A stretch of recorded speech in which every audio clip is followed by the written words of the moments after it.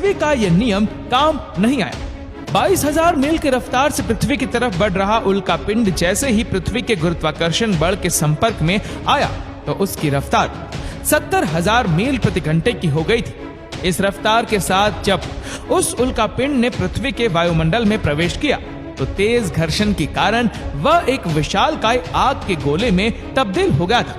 वह जलता हुआ उल्कापिंड धरती पर भयानक तबाही मचाने के मकसद से जमीन की तरफ बढ़ने लगा और उसने सिर्फ 4 मिनट के अंदर अटलांटिक महासागर को पार कर लिया।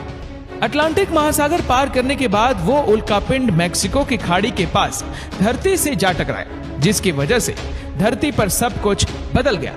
उस उल्कापिंड की रेडिएशन इतनी तेज थी कि उसे आसमान से आता हुआ देख डायनासोर समेत कई जीव पूरी तरह से अंधे हो गए थे। ऐसे में जैसे ही उल्कापिंड धरती से टकराया, उससे निकलने वाली गर्मी और रेडिएशन के कारण 800 किलोमीटर के दायरे में डायनासोर, जीव जंतु और पेड़ पौधे पल भर में जलकर खाक हो गए थे। जिस जगह पर वो उल्कापिंड धरती से टकराया था, वहां पर 20 किलोमीटर गहरा और 180 किलोमीटर चौड़े गड्ढे का निर्माण हो चुका था।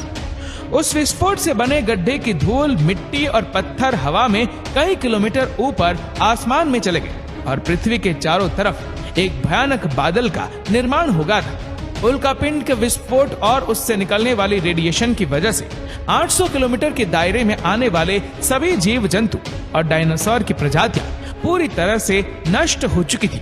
लेकिन उस दायरे के बाहर अभी भी डायनासोर की प्रजातियां जीवित बचने में कामयाब हो गई थी। हालांकि उल्कापिंड के धरती से टकराव की वजह से पैदा हुए कंपन और रेडिएशन का असर डायनासोर और जीवों पर भी पड़ने वाला था, जो विस्फोट की जगह से काफी दूर थे। दरअसल विस्फोट के लगभग 16 मिनट बाद पृथ्वी पर जोरदार भूकंप के झटके आने लगे, क्योंकि उल्कापिंड की टक्कर की वजह से पृथ्वी की टेक्टोनिक प्लेट्स पूरी तरह हिल चुकी थी। उस दौरान धरती पर 11.1 गति की तीव्रता वाला भूकंप आ रहा था, जिसकी वजह से समुद्री लहरों में उछाल आने लगा था।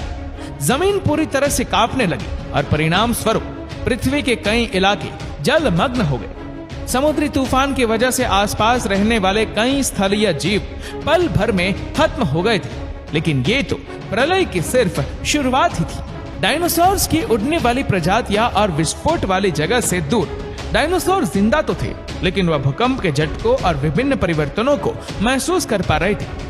विस्फोट के लगभग 40 मिनट बाद धरती पर एकाएक आग के गोलों की बरसात होने लगी, जिसके हमले से ना तो उड़ने वाले डायनासोर बच पाए और ना ही दूसरे जीव। दरअसल उन आग के